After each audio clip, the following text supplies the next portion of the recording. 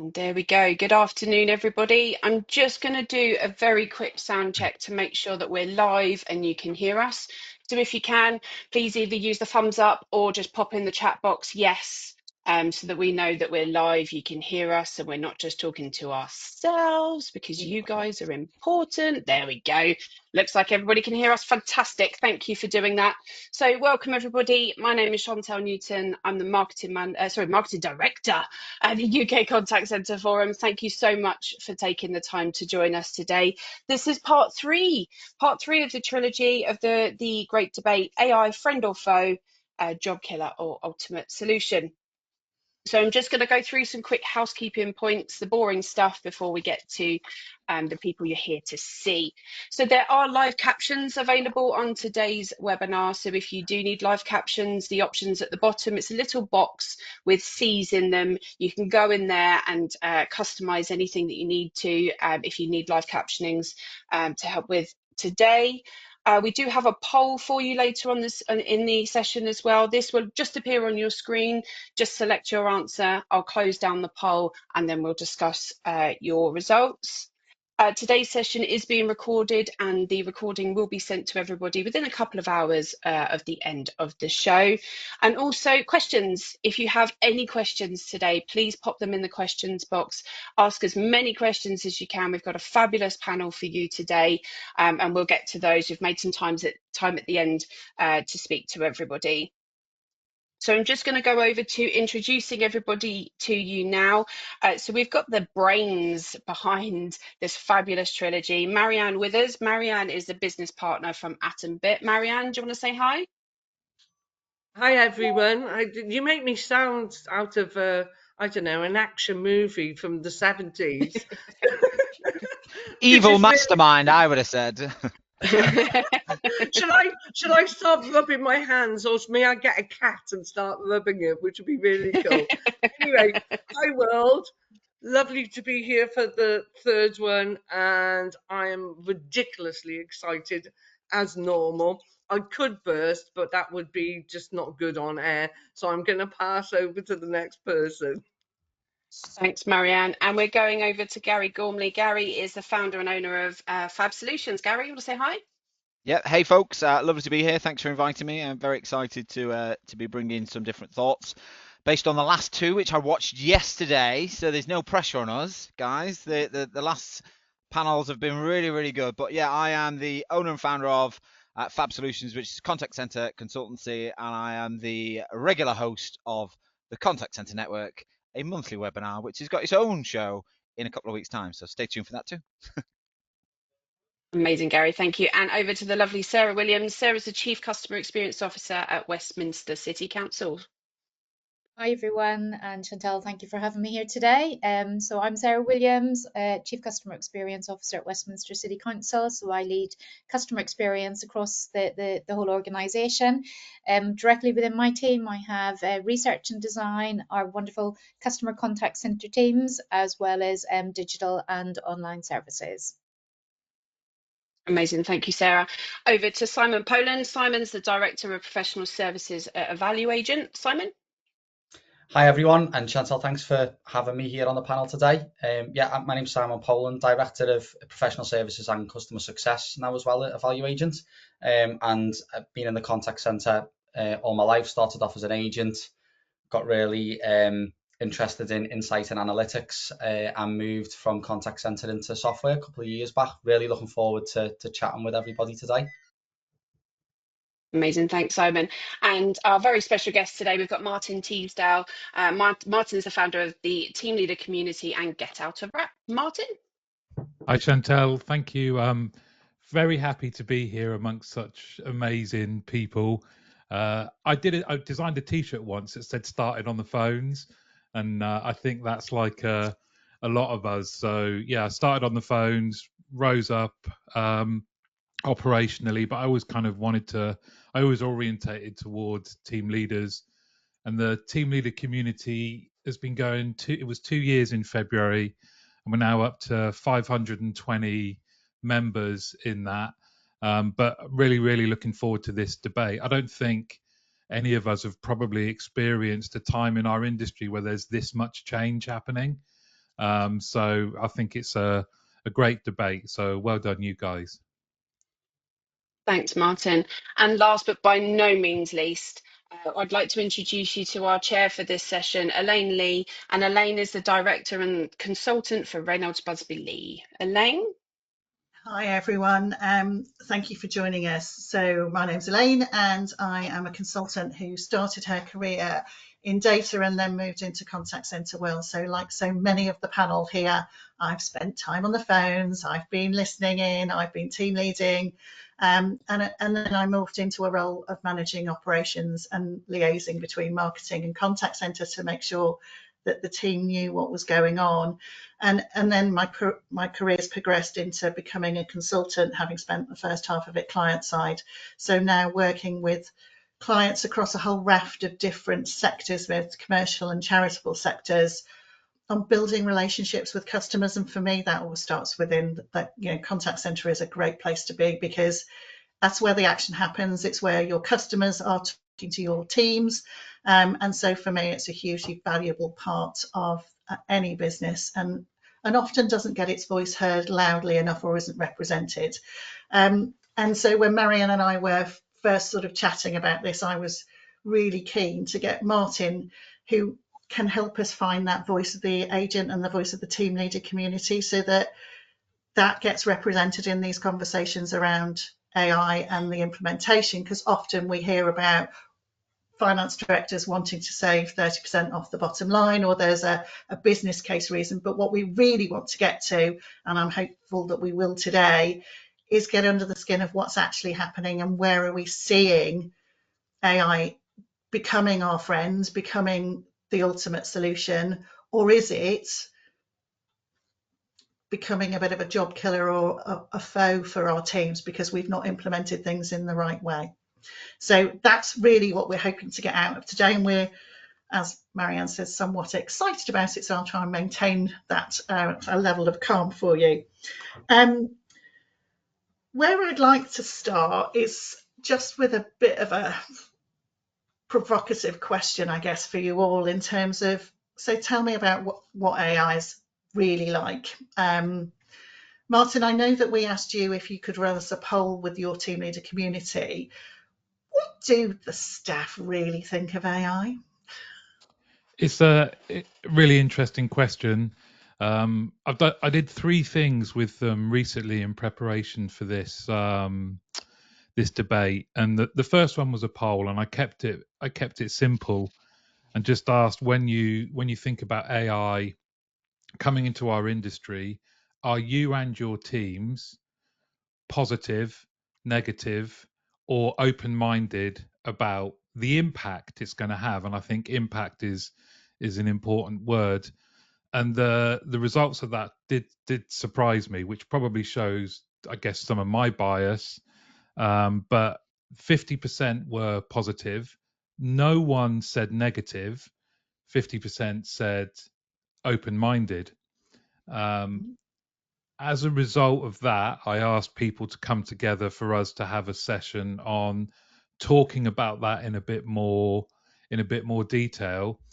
And it was interesting. Some of the people that replied open-minded, the reason they were open-minded was they didn't know enough and they wanted to know more. The people that were positive had been actively engaged by their companies to talk about how it could be used, or it was already being used, and they'd been involved very, very early on in some of these projects.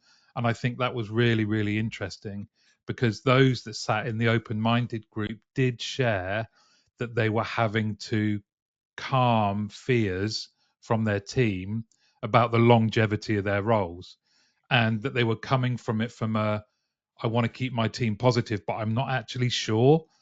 So they were giving quite positive but generic answers around, I'm telling my team that this is going to help us and you will be included, but they weren't coming from a place of knowing that for certain. Whereas those that were positive had been involved and said, well, what we're going to do is we're going to use it when we've got huge periods of demand. We're going to turn on AI, and that's going to help you guys take a breather and still have your breaks and things like that. as opposed to, hey, let's try and be positive about it, but without really knowing. And that was my biggest takeaway, in addition to the fact that I think when I mentioned my bias, I think it's because I'm thinking of my past and how great it was to be in the contact center, and you're loath to see that change, but that's not realistic. The realistic is these guys right now in the moment working and doing it, and if they're not concerned, in fact they're positive about it, then it's time to update my thinking rather than anything else. Thank you. That's really interesting, and I suspect not what some of us anticipated would happen. Like you, I suspected there might be a bit more negativity in there.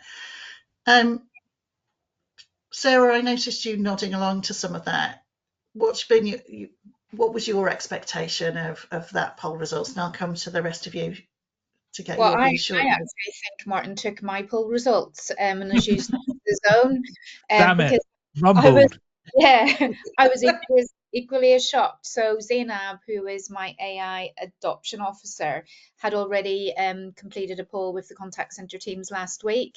And the results are quite similar to Martin's results, and this was our agents. So over 50% of our agents were positive about the AI journey that we're on, and the fact that we will be introducing more AI in across the contact center teams.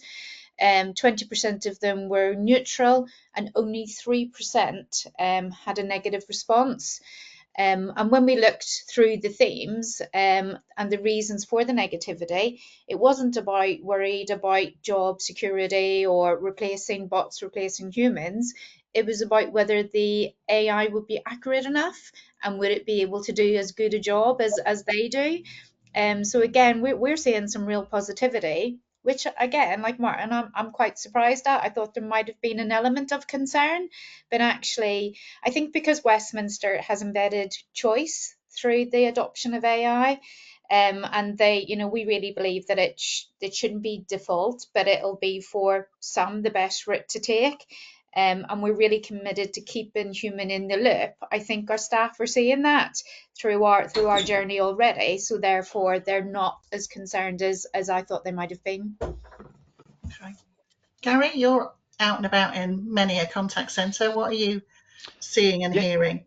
you know what? I love the fact that you've got a chief AI adoption officer, Sarah, and I think therein lies some of the challenges in people that I see and contact centers that I see. Is they don't have those internal champions championing it for the masses.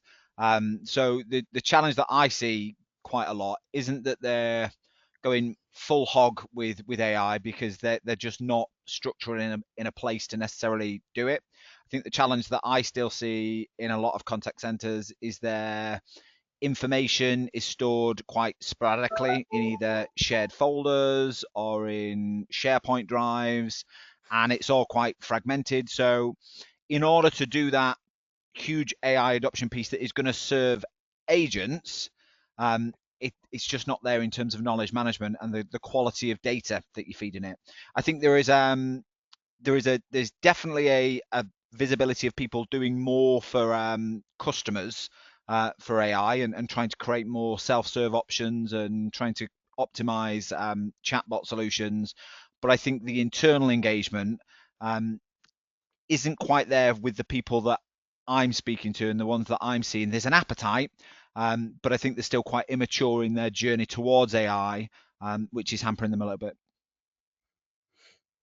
Do you think there's any kind of reflection in terms of the size of organisation and the size of teams? And does it vary whether you've got a bigger organisation with perhaps a bigger budget Yeah, or a big team I size? I think the bigger ones are worse sometimes because they've got a bigger ship to navigate and a whole host of legacy data, legacy processes, legacy systems that they're having to navigate. So I think that the bigger ones are probably struggling more so than the smaller ones because I'm seeing the smaller enterprises jump on ChatGPT, jump on Copilot, pull it all together, and do some really whiz bang stuff with Copilot. But I think the bigger ones are where actually we've just not got our ducks in a row in terms of assets, products, processes, SOPs, and that's slowing them down significantly, I think. Communication Simon, the point you're go on, making Martin. is about communication, right? Is we're talking about AI and what that means for our customer facing colleagues, but whatever the subject, the extent to which the senior leadership are good at communicating determines how successful adoption or engagement with a subject matter is. And too often it's done so badly because, and I think we have to remember as well, without generalizing, a lot of the people that are coming into the contact center industry right now are so tech savvy that AI isn't something to fear. They're using it every single day. They would have used it on the way to the contact center that day. So involve them and communicate with them. One of the things that comes up a lot in the team leader community is exclusive language. So, senior leadership teams that pore over strategic documents and use a language that excludes people because they don't understand it. So, and I think, the people that were really positive in the poll were ones where the senior leaders had come amongst them, or they had a role like Sarah's got, where it was just people talking to them quite regularly in a language that they understood. Martin, Go on, that's Simon. quite interesting. I'm quite shocked at the poll, if I'm being honest. So, as someone whose team's responsible for deploying the software and ultimately driving value, supporting the customer to drive value, I thought there would have been a far bigger proportion of negative responses, if I'm being honest. And based on what everybody's been saying on the panel, I can see both sides. I think it is linked to um, the size of the organisation, the maturity, and to Sarah's point, having some of them roles who are almost warming up and opening that communication channel up to the contact centre and the advisor, so that they make sure that they have a voice. Doing change with people, not to people, as well, I think is one of the big things, which is why I would have expected the poll to have a far more negative percentage in there. So that has really surprised me, if I'm being honest. And I think if I reflect back and I think of the organisations that we've worked with over the last sort of 12 months that have probably had that positive or open-minded operation, it has been customers that have either had an AI committee, have gone through a big due diligence, or they haven't tried to, as I call it, boil the ocean. They've got specific use cases that they want to deploy the AI software for, and they're looking at industry peers at what they've done with it as well. So that pre-discovery maturity, I think, is probably what you're seeing play out in them polls. But I am really surprised. I would have thought there would have been far more negative, because when we see this, one of the big things that me and my team do with some customers who are deploying it is we have to help them with the comms and messaging piece, particularly at a team manager and agent level, because it is a big change for them, and equipping the leadership appropriately is vitally important. So yeah, I was quite surprised. So in the conversations you're having with your clients, Simon, are you getting in front of the team leaders and the agents, or is there somebody, are there layers that you're working with that then cascade the information down, or are you directly involved with those teams? So it depends on the size of the organisation. If it's a bigger organisation, there'll be layers, above the teams that we're working with to deploy and drive the value. But one of the things, I'm really passionate about, and my team's really passionate about, is we start to break down them silos, them layers, and try and help them open their minds. Because a lot of my team are similar to all of us on this panel. They've come from the contact center. They understand change with you is better than change to you. And we have, as I've mentioned, support a client in building the part of the project that is just around comms and engagement, and that may be me going and sitting with the team manager population and some of the advisors to talk them through how this is going to help them because a lot of the stuff that we do as a software company, our AI helps actually the team managers and the advisors have the right coaching conversation, not just the generic coaching conversation. So one of the common themes that we see and feedback we get from them is, previously our conversations with our manager was more like a training session because I've got something wrong and they need to reiterate processes to me. Whereas actually what I'm getting now is a more, an holistic conversation around this is what you're doing really well, continue to do it, and here's some of the coaching opportunities that we've got, because the AI is allowing the team managers and the coaches to have a more holistic view, to have a better quality conversation, and it's preparing them for that better quality conversation, I think, through the comms and engagement, which is vital, and it's not always there, so we really have to help clients and prospects make sure that that's a critical part of the deployment. And that takes me back to Nathan Dring, who was on our very first panel. I've sat through a couple of Nathan's presentations really, and he's been talking about the impact of training and how it's deployed. And if you talk about processes and numbers, most of it is forgotten before the team have walked out the door. Whereas if you're talking about behaviours and how people have delivered support and information, much more of that sticks through storytelling. So that's quite a nice link back into our earlier conversations. Marianne, we haven't heard from you on this one. Where's your thoughts on this one? I'm actually not surprised at all from the poll from Martin, and I'm not surprised from Sarah. Reason I'm not surprised from Sarah is I've spent time at her place, and it's engaging, and everyone works together to do things. And I'm going to make a point about Martin's one, and some people outside companies and are not part of his community can think whatever they want on it, which is the point of a lot of the people who think very highly of their team leaders have joined the team leader community because they love that additional support, and they're paying the team leader community to actually do that additional engagement because they really, really care about their people within their company. So it's not the team leader community that actually is going to give the negative points. It is the people who are not part of that community, because what you have to have a look at, and who don't have like the really engagement that Sarah's got within all of her teams.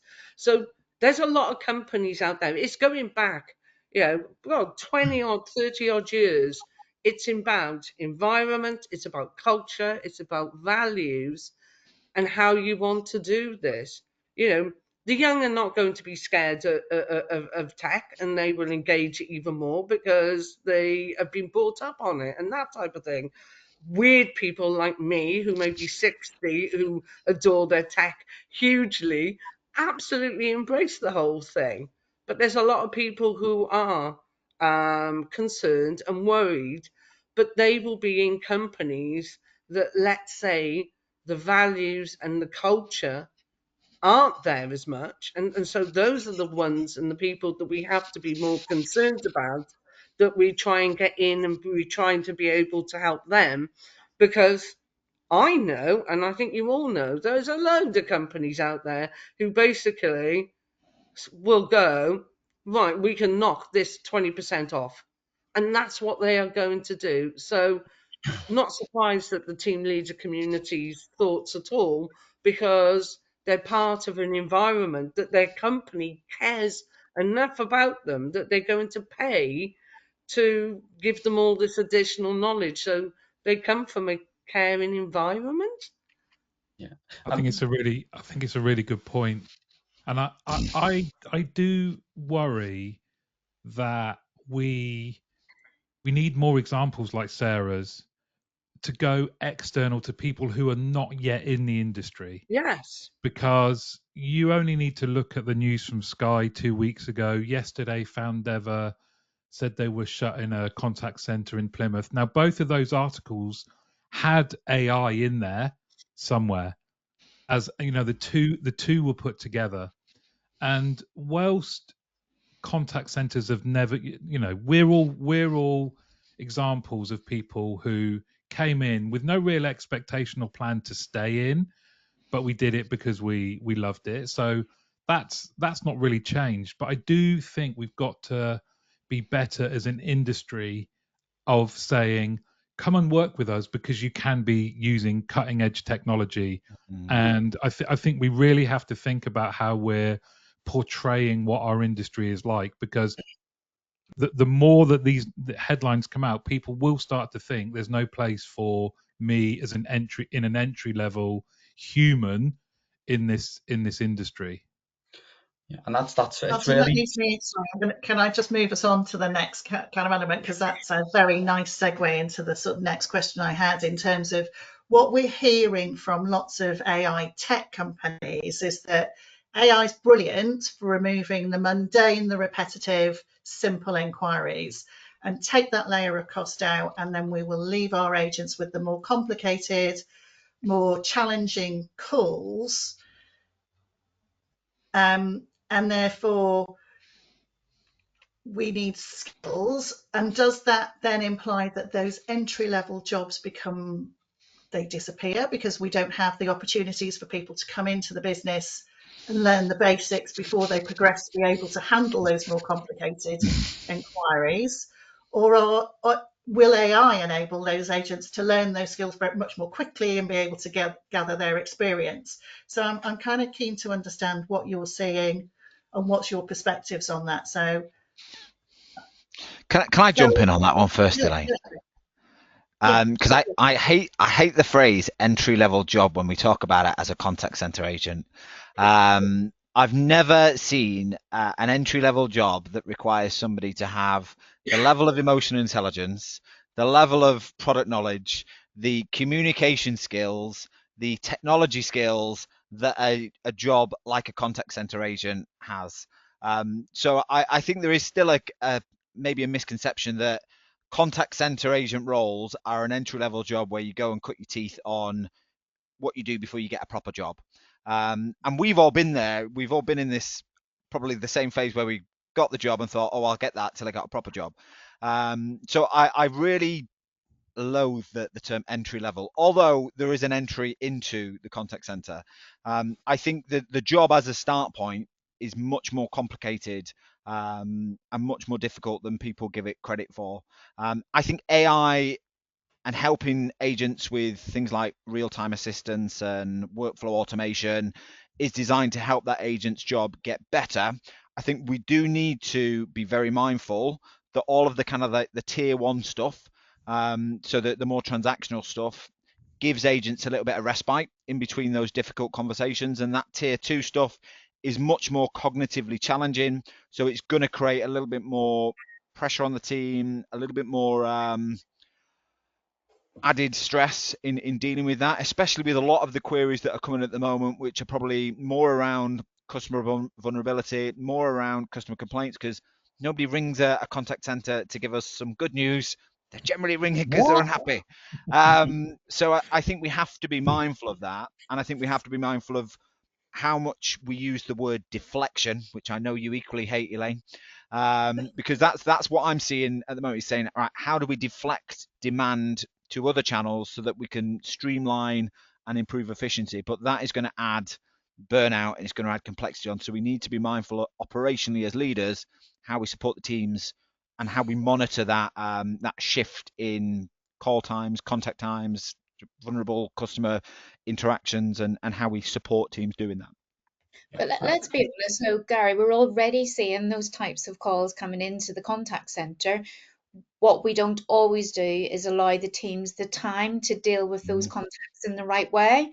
So actually, I think AI will give us the opportunity to free up the space to have those more meaningful conversations, because you're not sitting waiting to see calls in the queue. and actually turning that on its head. So Marianne was over at Westminster this week. She saw our customer advocacy team, and that is a team of staff who proactively contact residents and proactively case manage complex cases, supporting through all sorts of vulnerabilities and making sure that the holistic needs of our residents are being met. And AI, dealing with our simple transactional queries, allows us to be able to shift the focus of our teams. But those calls were already coming through. We just didn't necessarily have the time and the space to be able to deal with them in the right way. But I do think that the support that the agents needs is much deeper than what we've ever done before.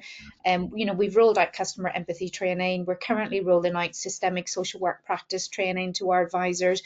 But over the next 12 months, we've got a whole program of additional support that our teams need to deal with these really complex cases that are coming through. But AI is not driving those cases.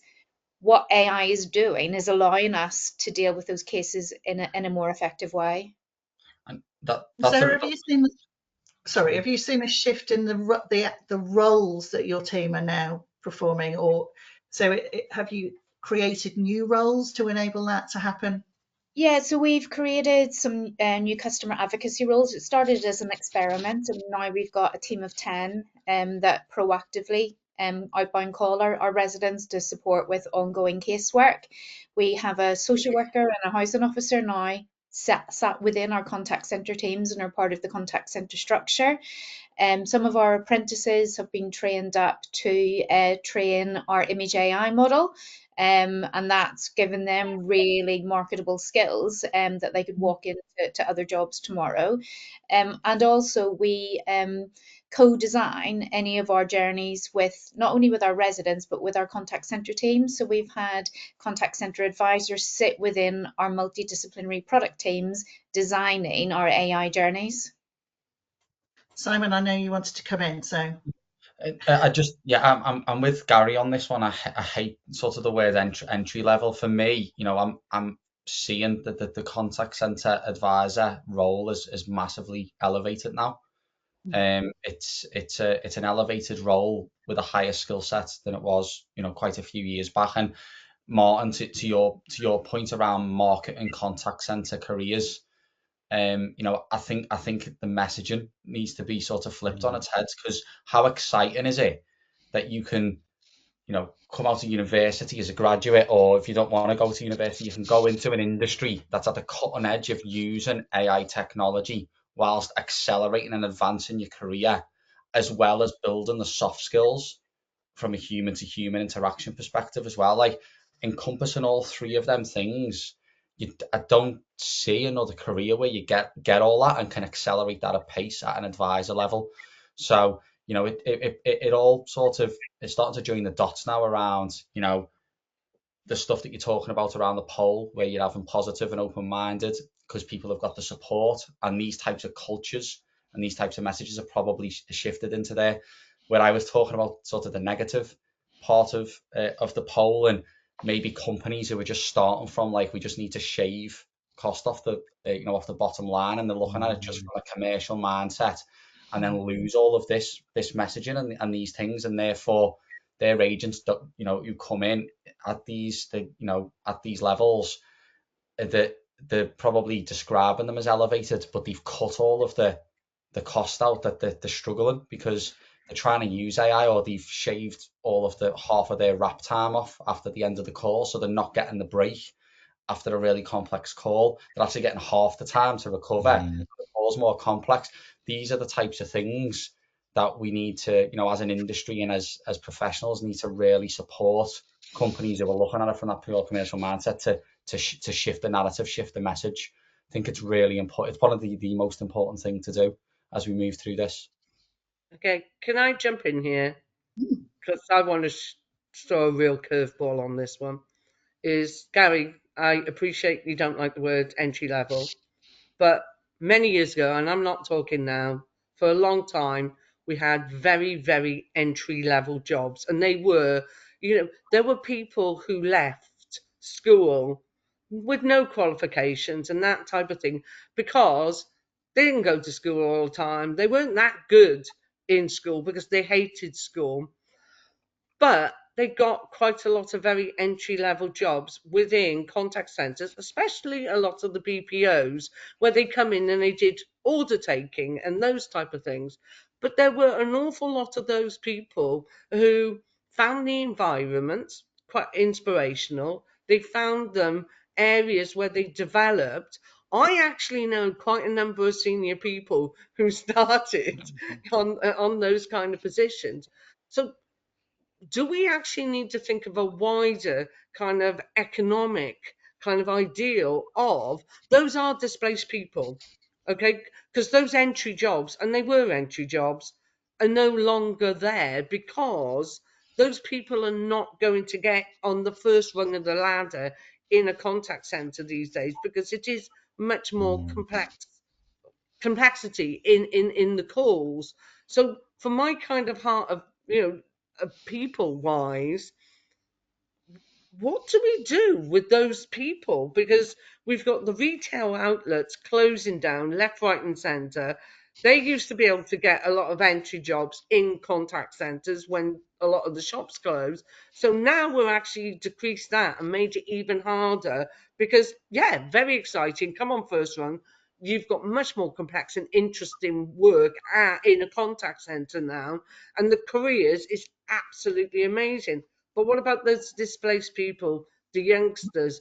And I had an AI company throw it to me going, well, maybe the government need to put some money and actually get them to go to college. No, these are young people that hated education. However, we brought them on in contact centres and some of them have done absolutely amazing. Can I love that, and I don't know if you guys remember. I've done the last few years. I've done work experience. I've had work experience people work with me. Now I'm a one man band, right? So what I did was just arrange to go and see contact centers, to chat with different people, and one of the girls, my daughter's friend, is now is working in a contact center, and it's about choice, right? I don't think if she'd been exposed to what's possible, and that includes AI, she would have chosen to go in to be a customer facing team member working for an IT company, no real interest in IT. But because of exposure to our world, she realized what was possible. It's a great atmosphere. You know, the choices that people have. And I think Simon's right, and Gary, that we probably have to change our language, the terms that we use. And we absolutely have to lead with the technology that will be supporting people in their careers. But for every shining light like Sarah and Westminster, there are still 7 or 8 contact centers that are nowhere near that or have a desire to be like that. And we have to recognize that because they are still only looking at AI as a way of just cutting costs. Mm. Yeah, and that's definitely some of the conversation you have in terms of Marianne and I were at a UK CCF event recently where we had a presentation from one of the AI providers, and they were talking about the vast majority of their client base looking to save 20% off the bottom line, and that's the driver and the primary focus. And what they were telling us is that they don't often see advisors, team leaders, contact center managers in the conversation. It's coming at board level saying, save me the money. But what I'm hearing here is that actually we're talking about highly skilled, very resilient staff members who deliver brilliantly when they're well trained, well supported, and have the tools to be able to enable them to deliver their jobs. And those people will stay in the industry and will progress. But does that suggest that we might not see the 20% bottom line savings because we're now having to invest in the staff members and their skill set development and their career developments to keep them on board and reward them competitively across what other industries and other sectors might be paying? Do we think that's a bit of a false dawn in that I am definitely going to save 20%? I think on that, Elaine, it's about having the conversation with the vendor or the project team, whoever's involved in that 20%, because that 20% could just be, as you say, a number coming from the board. It's bonkers. Understanding what's in there in the first instance is critical, because if it is just taking performance as it is now, and I'm just going to take this off, you've not considered anything else in terms of the complexity of the conversation, the increase in handling time, the fact that you will get rid of low performing agents, and that'll naturally strip out contact. What are your how are you using your high performing agents to build this engagement? If you're looking at it just at the sort of binary level, then yes, and a lot of contact centers sound like they are doing that. That's where the people who are involved in that project who hear this need to step in and help guide. So one of the things we did, my team did, when we started to hear this stuff, this is what we think we can save. We built a return on investment calculator to try and bring it to life for them. So this is what you think it is, but actually in reality, here's how we think it is, and you need to try and consider this. So, for example, in the quality assurance piece, if you adopt AI and you try and automate your quality scorecards and your quality intelligence stuff, it's not going to 100% QA of your existing scorecard. It's going up a maturity curve and incremental benefits, ROI associated to that. And so, I think as vendors and software companies, we have a big part to play to help guide these contact centers, to make sure that what they said, that 20% is right, and it's the components of it are right as well. It's a big responsibility on our part to guide. Can I give a different perspective as well on the saving? Because I think we talk about savings and operational efficiency, but nobody ever says, right, how does the use of AI help us sell more or retain more? And how can it help us create some differences or some insights into where there are opportunities to redirect that resource into different things? And what I really liked about what Sarah said earlier is she used the word proactive outreach. And I think since COVID, we've died a death on proactively speaking to our customers, because we've just diverted everything into managing the inbound line, the inbound traffic. And I think in an ever increasing AI self-serve world, customers will become less loyal and less wedded to brands if they don't feel like they are getting value, or they aren't getting the interaction and the kind of the loyalty that they expect from their consumers or their businesses. So I think what Sarah's doing from a proactive point of view can have massive benefits on retention and tenure and upsell and cross-sell, which doesn't always get discussed when we're talking about AI and reducing headcount in certain areas, or redeploying headcount into more proactive and value-adding activities that we can do as contact centers to help improve loyalty and retention. We're also seeing the inbound volume reduce, but that's not because of AI. That's because of the proactive nature of the customer advocacy team. So we're seeing our inbound calls reduce about 13%, which again then frees up more time for that learning, that development, and that support. And I think also what other organizations probably aren't thinking about when they're going, I'm going to take 20% off the cost of the contact center. What about the additional cost of having the AI engineers? So that's a shifting cost as well, because you can't have this AI without training it, without testing it for bias, without making sure that actually, it is delivering the right results for the right question that it's being asked. And customer service is on its knees, isn't it, Sarah? I mean, it's 76% in the UK, 77, 78% in the US. So globally, we've got all of this really great kit and all these really great tools, but customer satisfaction is still on its knees. Yeah. And that's a great point, isn't it? Because when we talk about this, we've got a brand new tool, and everything, Sarah, you're doing is being like resident led. Yeah, how can we make things better for residents? And now we're going to utilize AI as part of that provision, and that's the way we should be thinking. So for customer satisfaction, how can we be better for our customers? And now we've got this fantastic technology that we can also use to make it work. So it's not really a job killer, is it? It's a job changer. Job changer. Martin, you have a look at it, and a lot of contact centers out there just follow like a process of, this is a contact center, this is how you do it. I absolutely love my time with Sarah and her team, and massive thank you to Gary Robson as well, who organised it all. And I sat within them. Now, considering, I think everyone knows that I adore Outbound, always have done. But even I said to Gary last week, for crying out loud, if people want to call it proactive outreach, just for the fact of it sells better to them, then let's use the word proactive Semantics. outreach. Yeah, it is semantics, but outbound supposedly scares people. But I go back to the fact that, and I love seeing this because I worked in the housing department in Cardiff many, many, many moons ago. And the fact is, we did a load of the stuff that they're doing, and it was like pleasure to be able to see it. People being creative in how they are doing things instead of actually just having a formalization of this is the process. So, yes, we should let people ring in, talk to your customers, It's good to understand talk. them. Bob Hoskins said that.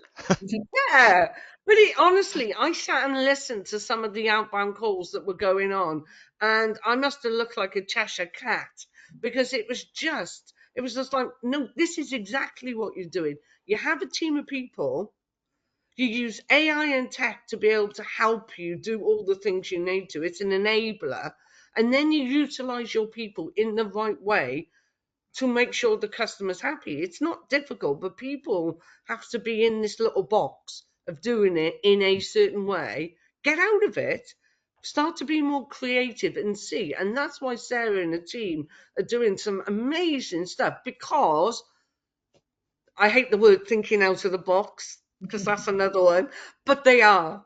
And that is absolutely brilliant to see. So let's all start talking to our customers, drive the inbound calls down, utilize AI for what it should be.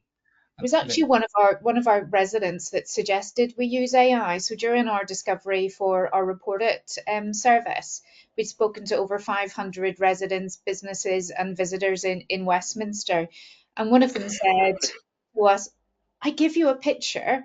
I complete this form that takes me 15 minutes, and everything that you need is in this picture. Surely there's some sort of AI technology out there that can do the job for me." And I just want to take the picture and in 60 seconds get on with my day. So that was kind of our vision for our reported service. And that came from our residents. And I can remember the playback when we built the technology. We brought the same people back into the room. We had bin bags, we had abandoned bikes in the office, and they used the technology. And the same guy just went, "Oh, wow, that is amazing." And that was a real good feel good factor moment for us. And Marion, I just would like to touch on your point there, like when you're doing that proactive outreach, outbound, whatever you want to call it, to get people excited about being able to help a customer.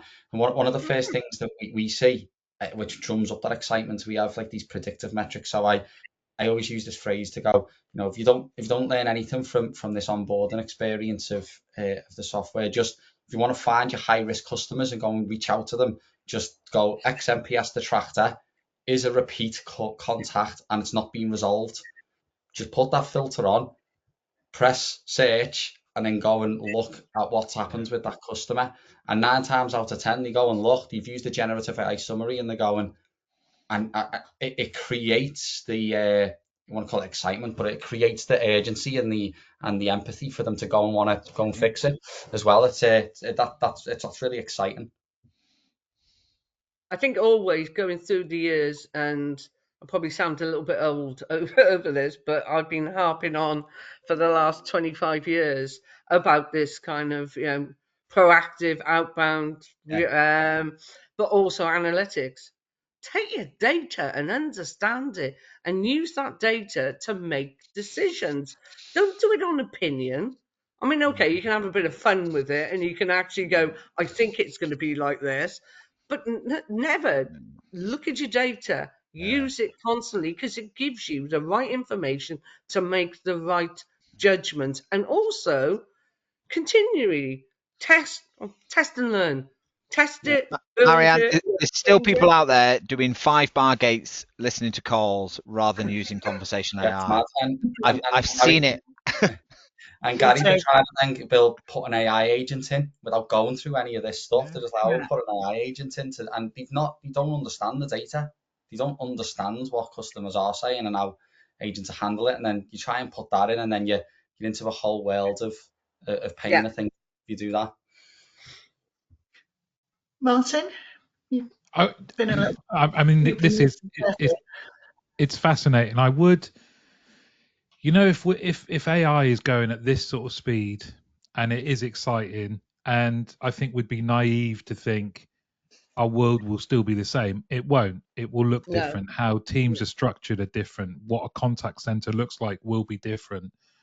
I would love to see alongside that a real commitment and like a revolution on doing learning and development better or more, because we, Sarah, I think you mentioned it earlier, and you've talked about the examples of the training. We have to really, we can use AI to give us more time.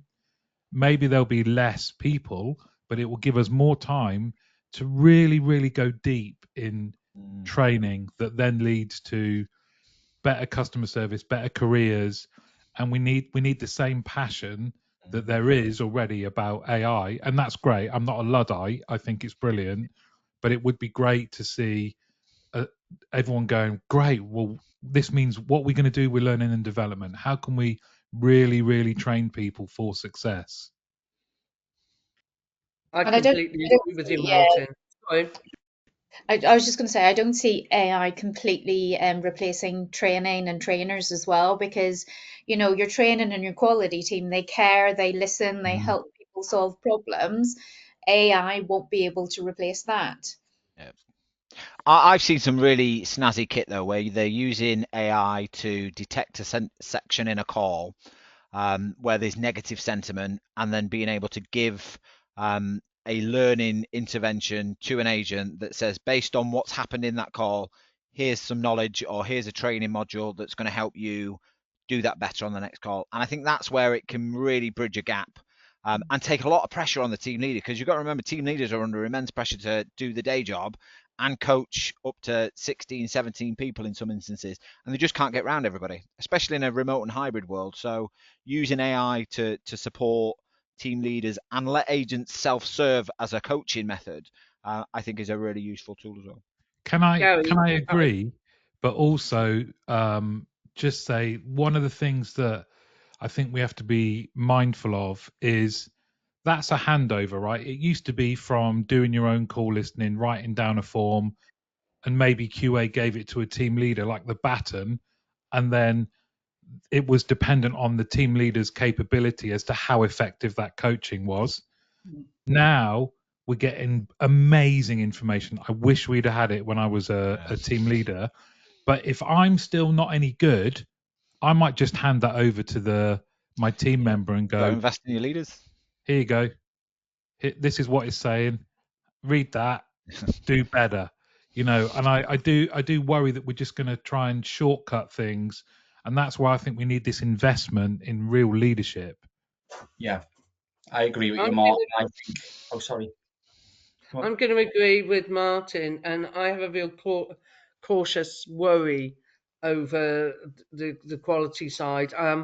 I agree with it, and I think what the systems that I've seen, what it does is absolutely amazing, and yes, it should be in place. But again, it goes to according to the company and their leadership, and they're driving the values throughout.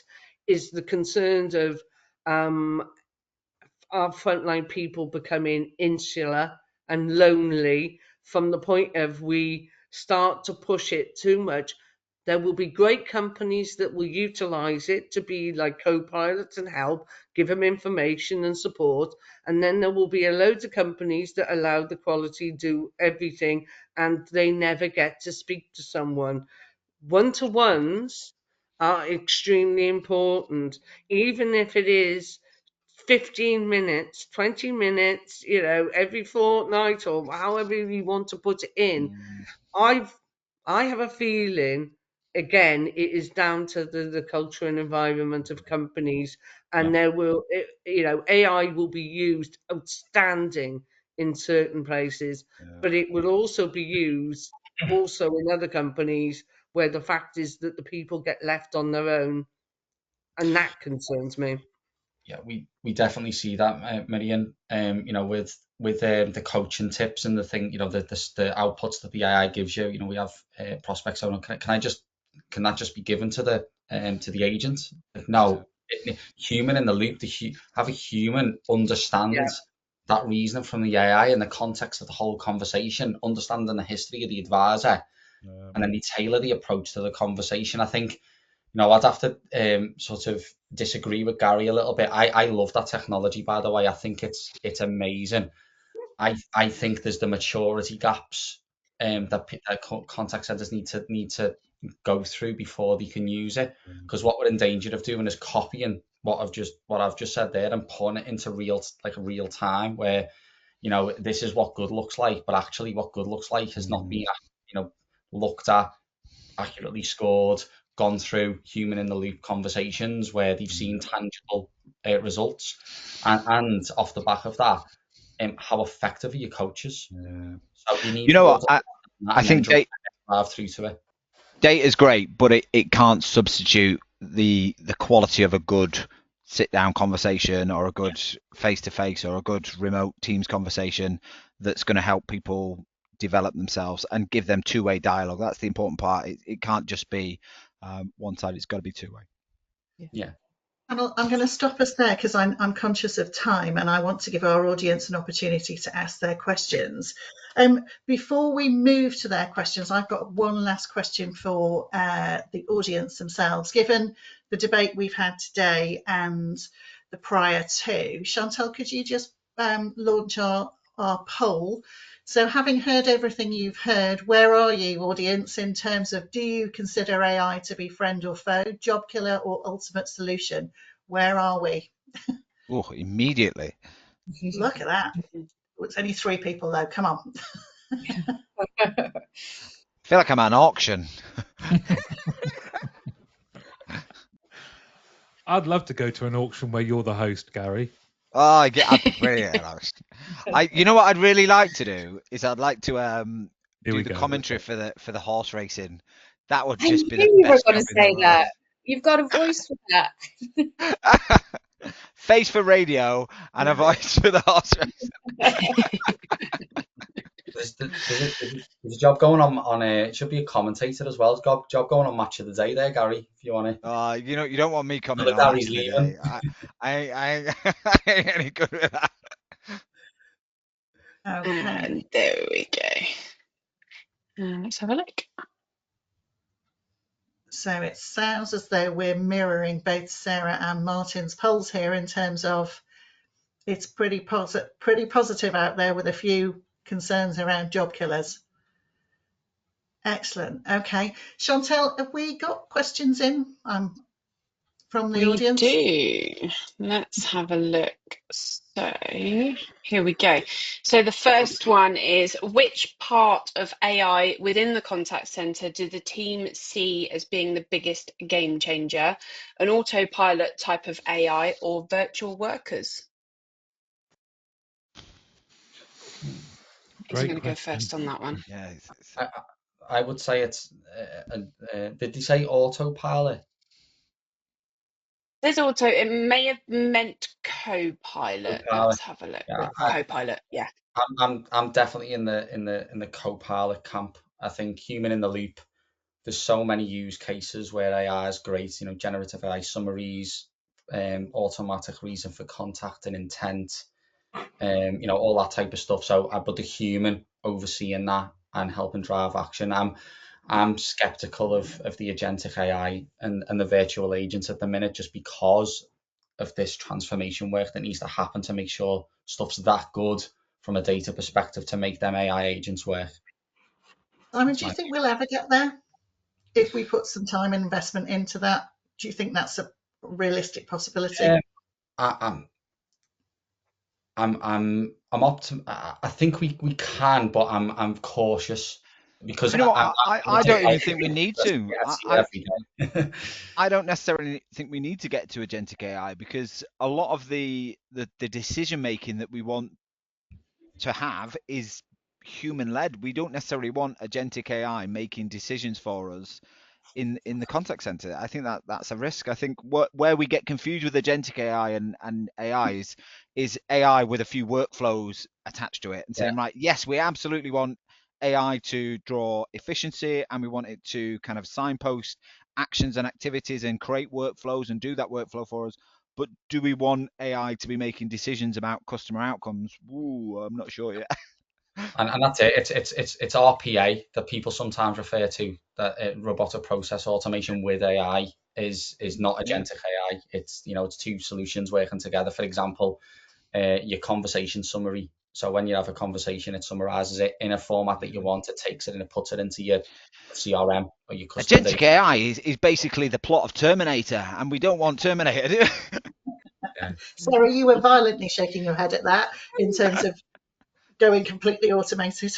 Yeah. Yeah, I don't think that we should be using AI to make decisions around eligibility and things like that. Mhm. You know, our agents complete applications for free school meals, and it horrifies me the fact that we would have an AI bot decide whether a child could have a hot meal at lunchtime or not.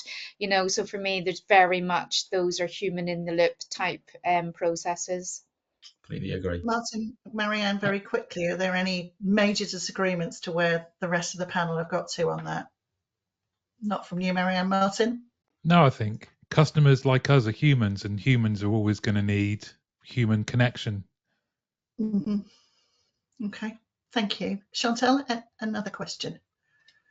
Absolutely. I've just got a couple of comments from Gary Robson. Gary is a colleague of Sarah's over at Westminster. So Gary's just commented. I tried to come in at the time when he commented them, but I didn't want to interrupt the conversation. So Gary just said, worth noting that many of our new candidates are graduates or highly skilled, and our remuneration package for CSAs are very attractive. So that's going back to the entry-level agent. And then Gary also said, here's one for Gary to note, just that their survey results for the CSAT team, the proactive team, is 97% for CSAT and 98% for agent empathy. Oh, So you hopefully streets ahead of the UK and the globe by the same things. amazing results. So Gary, there's your comments over to there.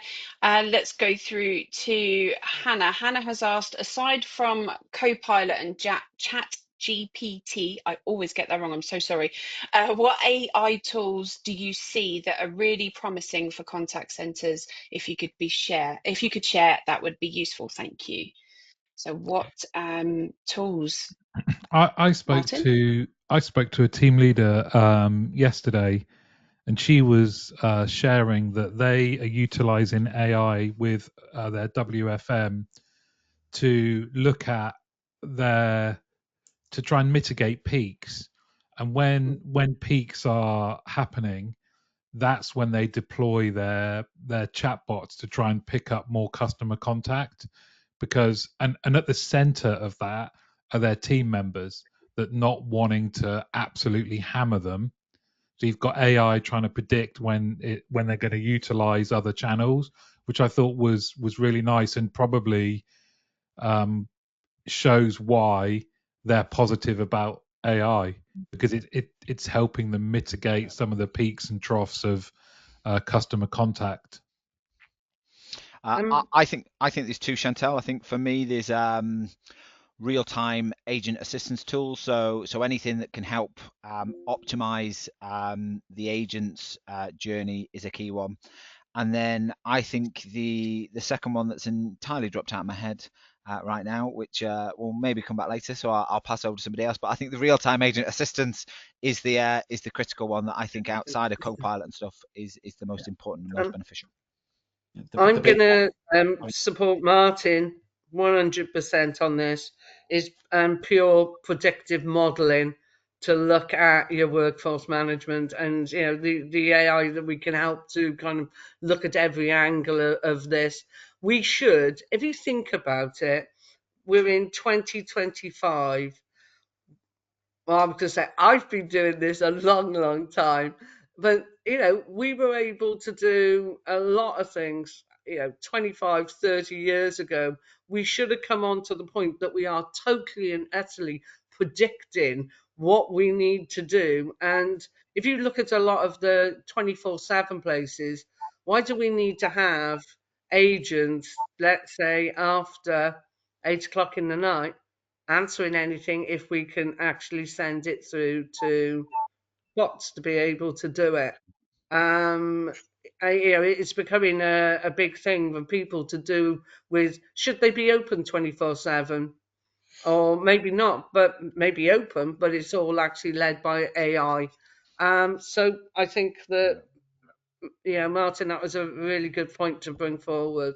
I've remembered my second, if that helps. And that Yeah, it was go on. it was around some stuff that I'm seeing in a client that is similar to workforce management actually, and it's analyze using an AI to analyze agent burnout indicators and then surfacing them Yeah. specific slots that is going to help them alleviate the pressure of being in the contact center. Yeah. And Gary, that's linked to what I was going to bring up. Some of the exciting things I'm seeing is not needing to build why people are calling or what's happening with your agents, using AI to build predictive metrics, not absolute metrics, predictive metrics for them types of indicators. So you can look at reason for contact and intent using AI to at least get you a starter for 10 there, so you can get rid of disposition codes because agents hate them anyway. Build onto that, looking at predictive metrics such as an agent who's a high performing agent and their stuff starts to decline, using AI to spot that pattern so that you can intervene and help and develop them. And the final one is trying to support contact centers shift away from a traditional QA scorecard. And a scorecard is essentially a question that you want to multiple questions you want to ask around the conversation, and moving to like what we're calling quality intelligence. So using these predictive metrics around, is there evidence of repeat language in there? Is there evidence that it was resolved? Is there evidence of vulnerability? Is there evidence of conversation complexity and things like that? So using the AI to predict stuff so that the human can come in and give the absolute clarity of what's going on there. That's the really exciting part for me. But all linked to the stuff that you talked about in WFM. Same AI solution, just in a different use case. And Sarah, anything else from your Yeah, so side? we very much use Copilot in our contact centers, and we're developing some additional Copilot tools at the moment. But our Report It tool is based on Google Cloud Technologies. So that's both for the NLP chatbot, an AI chatbot, and the image AI element as well. But I think that it's really important that just good old-fashioned case management is equally as important, because if you haven't got that end-to-end journey fully managed in the right way, it doesn't matter what AI you use, it's not going to get the information from the right place to close the loop. Brilliant. Thank you so much. I am mindful of everybody's time, and so lunchtime is fast coming to a close. So I want to make sure our panelists get an opportunity to eat before they go back to their afternoon sessions. So what I suggest, Chantal, is if we have other questions, that we do what we've done in the previous two and take those on through LinkedIn, and I will tag the panelists as those questions come through and see if we can continue that debate, and so that you don't lose the opportunity to get your questions answered. So Marianne, we have come to the end of our great series of great debates, and I wanted to give you an opportunity to just share your thoughts around what's happened, what we learned in that through these discussions, and I know that you want to say some thank yous. So over to you.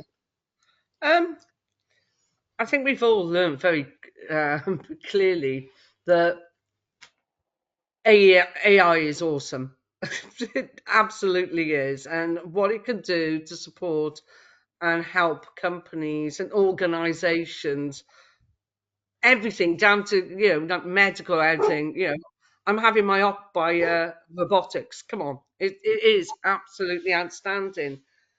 But it all drives back to the way companies think about their people, think about their values, their culture, and their environment and what they do.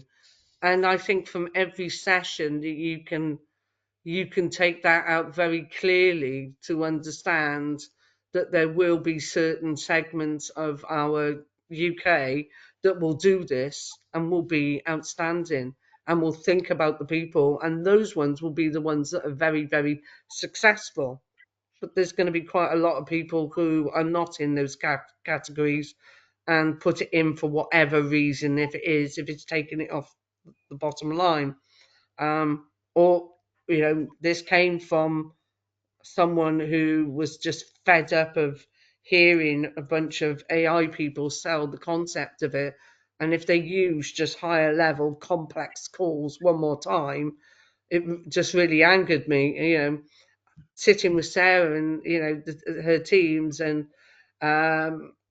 and I worked for the housing for 5 years. You take away all the simple calls, and what you have got is a bunch of people dealing with high level dissatisfaction and people shouting at them to do with their repairs and things like that. So your whole mindset has to react in a different way to see how you're going to look at the vulnerability of your own people, which is exactly what I saw at Westminster Council. And, I'm the happiest person alive spending time there and seeing the amazing things that they're actually doing with their people. But there's a lot of places out there who are not like it, never been, don't use technology in the right way, and it can be quite scary. And I'll chuck something in here. There was a test done a few weeks ago where it was taken of 4 different AIs, and they were put up in competition with black chess, which is a high level, we know, chess kind of thing. And the AI cheated to win on every occasion, because supposedly there is a no win, there is a win scenario built into AI. And if anyone watched Star Trek, I did really love this because of the no win scenario in Star Trek. And if anyone remembers the name Kobayashi something, which makes me very sad, um, but it does throw something in that we do need to be careful. So our second debate, which brought out ethics and bias, I think we need to start bringing to the table and look more about it. Because if 4 AI killings can actually change the rule to win, we have to understand that. And we have to make sure, because going by what Sarah said, we can't have someone making a decision on something to do with a vulnerable disabled person, or someone getting a school meal or that type of thing.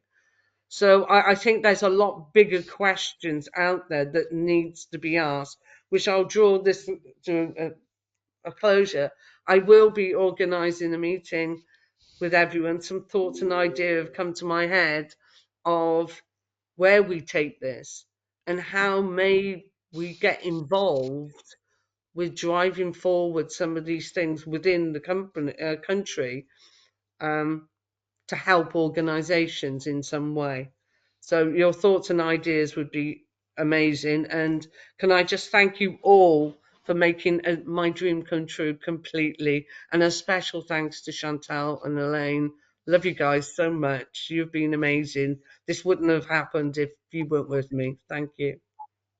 You're very welcome. Thanks, Marianne. Thank you. Go on, Elaine. Sorry.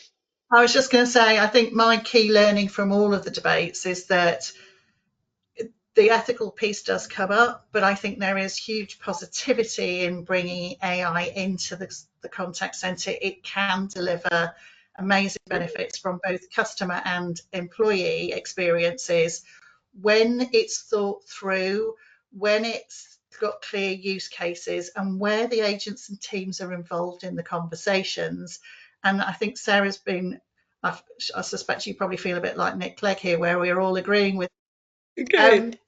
But when it's done well, you see huge benefit from it, and you're seeing Yeah. if changes as a result of that. You're seeing fewer calls. The things that people are aspiring to are outcomes of the changes you've made, rather than that's what we're aiming, that's what we're going to deliver.